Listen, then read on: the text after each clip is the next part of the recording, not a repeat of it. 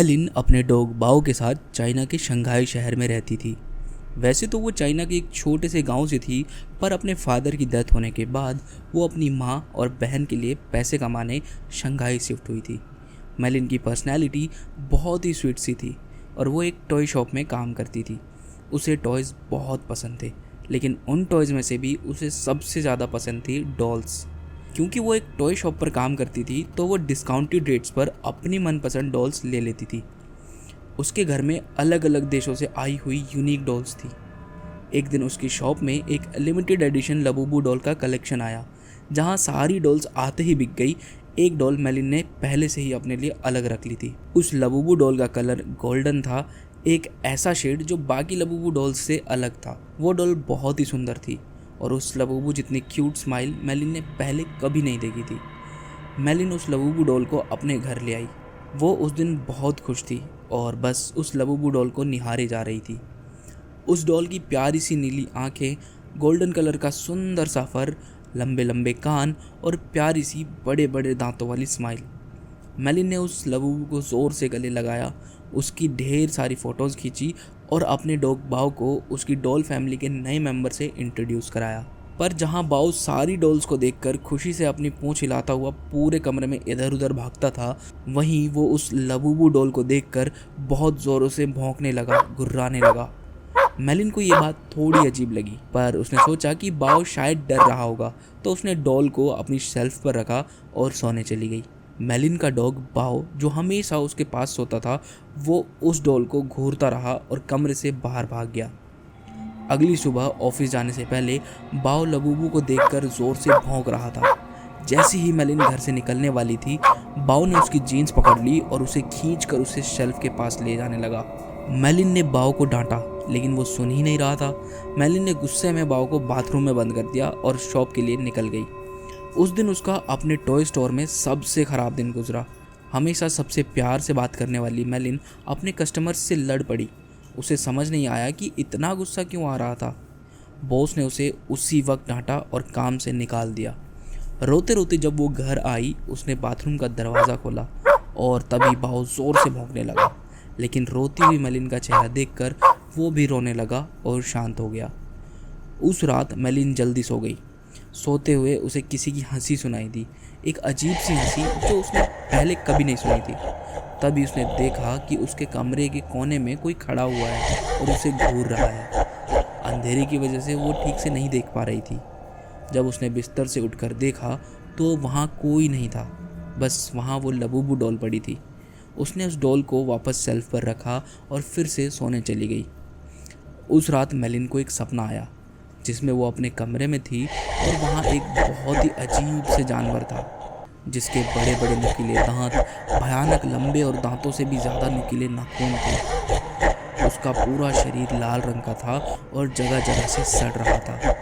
वो धीरे धीरे मेलिन के पास आया और उसका गला घोंटने के लिए आगे बढ़ा। मेलिन डर के मारे जोर से चिल्लाई, पर वो जानवर उससे भी ज़्यादा ज़ोर से एक भयानक हंसी हंसा और अपने नुकीले पंजों से मेलिन पर अटैक कर दिया। डर के मारे मेलिन की आंखें खुल गई, लेकिन तब उसने देखा कि वो लबूबू डॉल उसके ऊपर बैठी थी। उसकी चीख निकल गई। उसकी आवाज़ सुनकर डॉग बाओ भागता हुआ आया। मेलिन समझ नहीं पाई कि वो डॉल जो उसने शेल्फ पर रखी थी, बेड पर कैसे आ गई। उसने ध्यान से देखा तो वो डॉल अब पहले से ज़्यादा हंस रही थी। मेलिन कुछ समझ पाती उससे पहले ही बाओ ने उस डॉल को अपने दांतों से खींच खींच कर चिथड़े चिथड़े कर दिए। मेलिन पसीने से भीगी हुई थी, सर दर्द से फटे जा रहा था, इसीलिए उसने बाओ को कुछ नहीं कहा। उसने लबूबू डॉल को डस्टबिन में डाला और बाओ को अपने पास बुलाया और सो गई। अगली सुबह जब वो उठी तो सर और ज़्यादा दर्द कर रहा था। उसके हाथों पर छोटे छोटे लाल दाने आ गए थे, जैसे किसी ने काटा हो। बाओ भी कमरे में नहीं था। उसने बाओ को आवाज़ लगाई, पर उससे अपनी बात का कोई जवाब नहीं मिला। मेलिन हॉल में गई, लेकिन बाओ वहाँ भी नहीं था और पूरे घर में ढूंढ रही थी, लेकिन बाओ कहीं नहीं मिला। आखिर में वो बाथरूम में गई, लेकिन बाओ वहाँ भी नहीं था।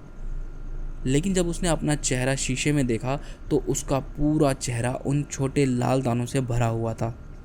तभी बाथरूम के मिरर में उसने देखा कि उसके कंधे के पीछे वही भयानक जानवर खड़ा था जो उसके सपने में आया था, और वो जोर जोर से हंस रहा था।